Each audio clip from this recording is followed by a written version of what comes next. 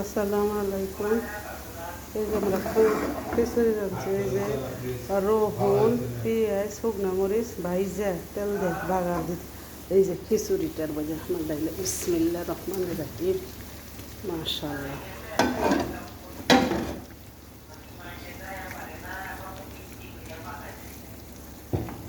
মাশাআল্লাহ খিচুড়িটা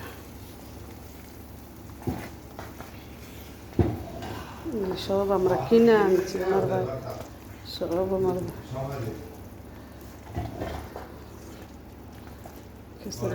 খিচুড়িটা আমার বরেস। মাশাআল্লাহ মাশাআল্লাহ।